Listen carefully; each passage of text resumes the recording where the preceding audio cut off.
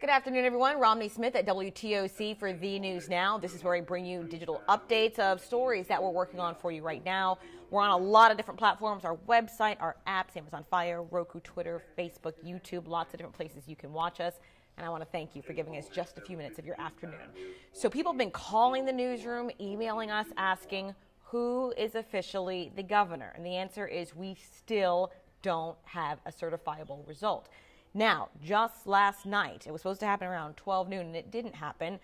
The federal judge finally made a decision on a legal suit. So they're requiring counties to add more ballots to their count, meaning that the ruling basically allows absentee ballots to be counted if they were thrown out over a birth date issue and the voter's ID can be verified another way. But if the ballot has an address issue, it still won't be counted. And the same goes for the provisional ballots that were cast from outside of a voter's county of residence. So two kind of different rulings there, a mixed bag. So again, let me tell you exactly what's happening.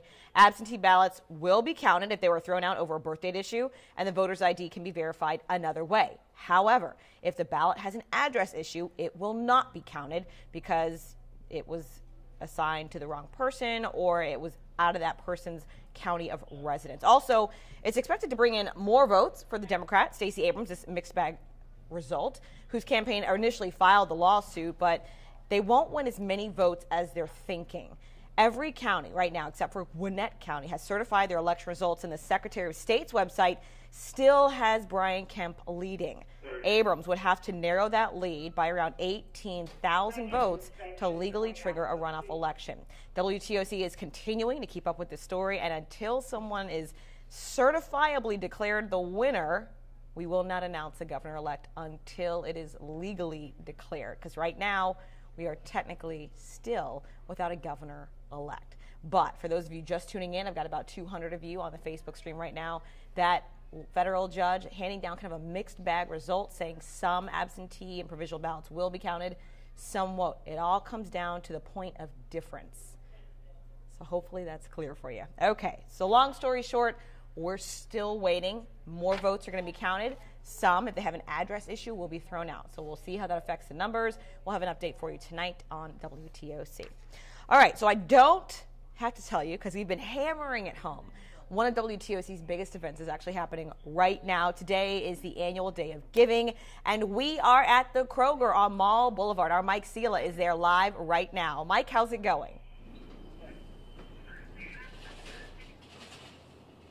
Romney, you're looking at some of the food already collected for the WTOC food drive that we are partnering up with the Ken Nugent Law Firm.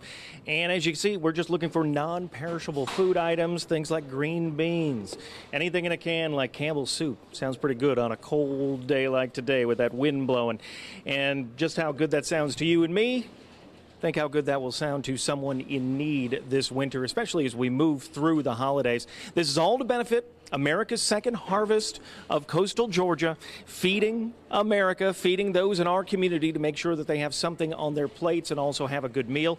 We've already had our person from Second Harvest right here. We see him behind us. He is loading up some of the supplies that we are already received from generous donations from people that have actually just stopped out here. I actually went and helped a lady bring in those cans out of her car to put into this collection.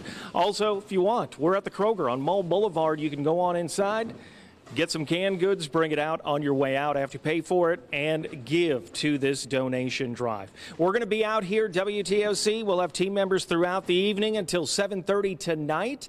Come on out, Mall Boulevard, the Kroger in Savannah till 7:30 to help out and help make this a very good holiday season for people in need. You need some help with that? Okay, we'll give a little hand. That's what we want you to do. Lend a hand as well. Back to you, Romney. Sounds good, Mike. Thank you so much. And for those of you who didn't catch that, again, we are at the Kroger on Mall Boulevard right now. We will be there till 7:30 tonight. We want you to bring any perishable goods you have, non-perishable, excuse me. But you know what? That's okay. If you don't have any in your fridge because you're saying, I just don't keep a lot, that's why we're at the Kroger. So you can just go inside, buy some, come on out and donate it. Fill up your pantry and help us fill out other people's pantries who are definitely deserving this holiday season. A lot of us are preparing for big Thanksgiving meals. We want to make sure that even the less fortunate also have a Thanksgiving Day meal. So we certainly appreciate those of you who have already helped, and for those of you who haven't yet, you have 5.5 hours left. All right, I also want to give you a quick check of weather from meteorologist Andrew Gordon. Low pressure system off to the north, ushering in drier air for us. It is going to be chilly, messy up to the northeast. They're getting quite a bit of snow, but for us, not the case. Highs in the mid-50s today, feeling more like the upper 40s with that wind out there. Now for this evening, if you do have plans, temperature is actually going to be in the 40s, feeling like the low to mid-40s, so it will be chilly out there. Now overnight, this is where it's going to get pretty cool for us. Frosty conditions likely, especially west of I-95, a little bit warmer along the coast. If you do have those sensitive plants, either bring them in or cover them up. Now looking ahead to the next couple of days, after a cool, just a chilly start to Friday, we're back up near 60 degrees in the afternoon, and this weekend it is warmer and it looks pretty dry with just a slight chance of rain coming up on Sunday. All right. Cold indeed outside. I do want to get to Facebook. A lot of you guys are weighing in on the gubernatorial race and the federal judge that just weighed in, giving kind of a mixed bag of results of which votes will count and which ones won't. Two of you have asked the same question, so I want to clarify. You're asking what was the wrongful ballot, what's going to be thrown out. That specifically was any voter who had an address issue, meaning they lived in one county or one place and tried to vote in another. So maybe they said, I live and work in Chatham, but I tried to vote in Bullock. That's not allowed. And so because there was an address difference in the system or via their license, that's why those votes will not count. So that's being thrown out. Some of you guys are counting, how is the judge changing the law? The judge is not changing the law. They're just enacting the law, saying you have to vote where you live. So for those people who said, I live in a different county or I work in a different county and they tried to vote somewhere else, none of those votes will count.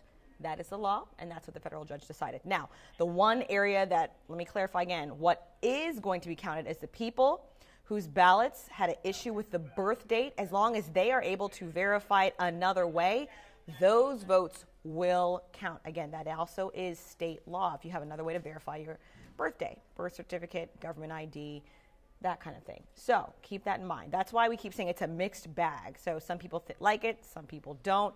This overall ruling is expected to favor Stacey Abrams. However, she is still thousands behind Brian Kemp.